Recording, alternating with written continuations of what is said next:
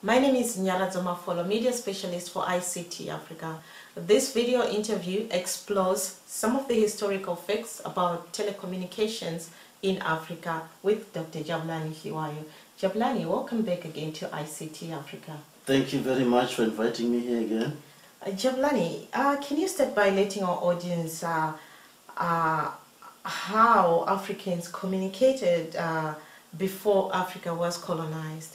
So from time immemorial, Africans had a propensity to communicate with one another. They had several ways of achieving that goal. One of them was talking drums, the very famous talking drums, that somebody would play a drum in a way that mimicked human voice, and then that signal will actually be transmitted for very, very long distances. Then there was also the concept of the town crier, where somebody would be asked to go to certain communities and yell out messages about important things that are happening in the communities. And then also Africans learned how to write. The famous Egyptian hieroglyphics is one example. And also in Southern Africa, people learned to draw. They would draw so that they could actually leave some messages behind to people who go to those caves. Okay, so other than these traditional African telecommunications, what were the forms of communications when Africa was colonized? So when Africa was first colonized, the letter was probably one way of sending messages. And then by that time, which was around the 1870s, telegraph was very prominent in Europe and North America. And the colonialists actually quickly transferred that technology to Africa. So there were a lot of telegraph lines that ran along railway lines connecting capital cities to other colonial centers in countries. So this never was intended for widespread communications of African people, right? They were not. So they were really meant for the colonialists themselves to communicate with each other and to make sure they are coordinated. One thing that form of telecommunication was used for was to actually make sure that they prevented insurgencies or to coordinate fighting against local insurgencies. And also fighting against potential invasion by other powers that would have wanted the same colonies. Okay. You mentioned telegraph in the 1870s when Africa was colonized. What is a telegraph? So telegraph is a way of sending message using electrical current over copper wires. So essentially what happens is an operator at a post office would create some signals of lines and dashes that will then be transmitted over the copper wires, and on the other side, that signal will be translated into words that the human could actually read, and then that would be printed. And the printed message was referred to as telegram. So a lot of people in Africa know about the telegram. Even when I was going to boarding school, the quickest way of communicating with my parents was to go to the post office and ask an operator to send a telegram to my parents. Okay. And then later on, I know you're familiar with the telex. So the telex is a more sophisticated version of this kind of technology, where now instead of going to the operator, you can actually type things on your telex machine, which looks more like a typewriter. Yes, and then of course the fax machine is much more complicated, because instead of sending just text and words and numbers, you can also send graphics on a fax machine. Okay, so this telegraph was way before the telephone was introduced in Africa. So when was the telephone actually, when did it actually come to Africa? So there was no telephone until 1874, I mean in the whole world, because it was invented in 1874 by Alexander Graham Bell. And it took some time for it to be developed in a way that it could be easily used commercially. And then in Africa, it actually didn't get here until around the 1900s. That's when we started to have telephone. So we had now a combination of letters, of telegraph, of telephony. So the early companies that are responsible for telecommunications were also responsible for post, telegraph, and telephony. So that's why some of these companies were known as PTTs. Yeah, so they were like post, telegraph, and telephony. Okay, okay, interesting. So back then in the 19th century, how did Africans communicate with the rest of the world?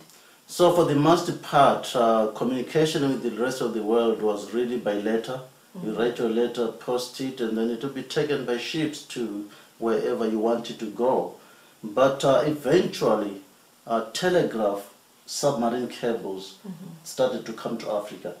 In 1969, we had the SAT-1 that ran from Cape Town to Sesmbira in Portugal. Okay. And there was also a number of cables that were coming to North Africa, even before SAT-1. Okay. Yeah, then in sub-Saharan Africa, the big one big one was Atlantis, which ran from Senegal and then to a number of other countries, to Portugal as well. And this includes satellite systems. So satellite systems came a little bit later on, so you ended up having a combination of copper submarine cables and also satellite systems. Okay. Can you clarify on, there's been so much buzz on ICT Africa about submarine cables finally coming to Africa around 2000 time frame. And you just mentioned here that submarine cables came to Africa as early as 1969. So when we get excited about submarine cables finally coming to Africa, we are really talking about fiber optic submarine cables. These are cables that now use optical signals for their transmission. The earlier ones used coaxial copper, and they were less efficient, they were very low capacity. Atlantis, for example, had a capacity of 1,500 voice channels. So that's how they measured capacity in terms of voice channels. So today's fiber optic submarine cables have capacities of up to terabits per second. And if you wanted to translate that to the number of voice channels, you'll actually end up getting tens of millions of voice channels. Wow. So they're much more capacity. Okay. So did colonial networks connect African countries to one another? So most of the colonial networks, telegraph networks and later telephony networks, did not really connect many African countries together.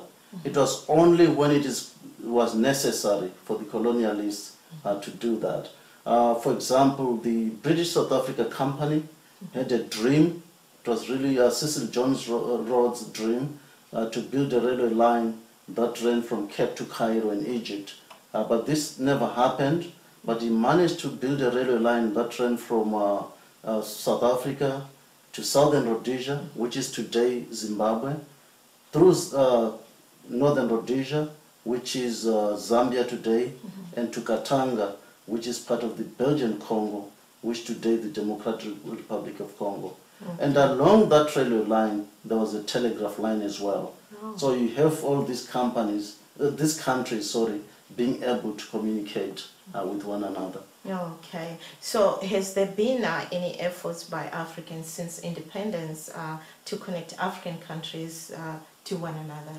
Yes, as soon as African countries got their independence, then they knew that for them to work together to boost the economy of Africa, they needed telecommunication connections between all African countries. So in 1962, they actually came up with an idea for an all-African network, which they were going to call PANAFTEL, which stands for Pan-African Telecommunication Network. And this was to consist of microwave links, copper lines, so that Africans can easily communicate. But it took a very long time for them to start deploying these networks. It was not until 1987 that we saw the network being built. And a number of African countries are connected, but there are lots of challenges. For one thing, the different languages in different countries. Maybe the French did not want to work with the English, Portuguese did not want to work with the English, and so there were a lot of delays. And at any rate, some people did not want to bother building copper networks when at that time there were satellites. It sounded like it was easier to do it over satellite. And even when there were some connections between African countries, routing of the telecommunication was actually through Europe. A very, very good example is that of Brazzaville and Kinshasa. So you wanted to send a message from Brazzaville to Kinshasa or to make a call, then that call would be routed through Brussels in Belgium and Paris in France. But when you look at the two cities, they're actually on opposite banks of the same river. It is a little bit ridiculous. Yeah, it is. Yes, so how about now, with so many continental organizations interested in ICT in Africa, are we making any progress? Yes, there's so many continental organizations. There's the NEPA, the Africa Commission. There's the African Telecommunication Union. There's the African Union. All of them. There's RASCOM also, which is in charge of satellites that are serving Africa. And all of them are trying to find a way to have Africans connected to one another. And sometimes, because you have so many bureaucracies, you end up slowing things down. So I know that the intentions are very well, they mean very, very well, because I know I work with some of these people sometimes. But one big thing that they did that is very helpful is that they encourage private investment. So in Africa today, you have so many private companies that are rolling out networks, and they do it with a lot of efficiency. So we've come a long way. We have now a lot of submarine capacity. There are more than 6 submarine cables in Africa today, representing a capacity of over 20 terabits per second. And we also have terrestrial long-haul networks that are being built, a combination of fiber optics and microwave links, and we have today more than 700,000 kilometers of transmission networks. Then we have over 700 million subscriptions, mobile subscriptions. So a lot of progress, but we have a long way to go. We still have to build, especially terrestrial networks. I think for now we have almost enough capacity, submarine capacity, but connecting that capacity to inland is still a very, very big issue. Okay, so these organizations, they overlook all these networks? So they try to. So the problem is that a private company, take MTN for example, will build a backbone for itself in a country that it is operating. Another company will do the same in a different country. And there's actually no intention of having all these networks connected together to form a seamless continental backbone. So the African Union is actually trying to take an audit of all these networks, trying to find out where the missing links are, and then work with operators to see how they can bridge those missing links together. Okay, so where do you see Africa headed in terms of modern ICTs? So we came a long way. So at first I thought we're the leaders in communications. Are we not? Yes, I think we are. I think we were. I talked about the Egyptians and the hieroglyphics. I thought that was leadership in communications. Then later on in time, when we were hijacked, our technologies were hijacked by Western technologies, we ended up trailing. So there's a very, very big gap between the West and Africa, and it is going to take a lot of work to bridge that gap. But today I'm very, very encouraged that there's a lot of activities. So we are actually coming up with innovations of our own. You know about money transfer that was invented in Africa, as M-Pesa in Kenya, and that is very prominent now in Africa, and other countries throughout the world are trying to adopt that technology. Then there is a new technology for mobile networks It is called long-term evolution, or LTE. Africans are ahead in deploying that modern technology, ahead of Europe. So that's pretty encouraging. So we have a number of challenges that I think are going to lead us to innovation and coming up with new applications of ICT. I think one area where we really have a problem is our democracy. So the problems in democracy actually end up hindering development. So I think we're going to push very hard to come up with electronic voting systems that will make voting systems more accurate.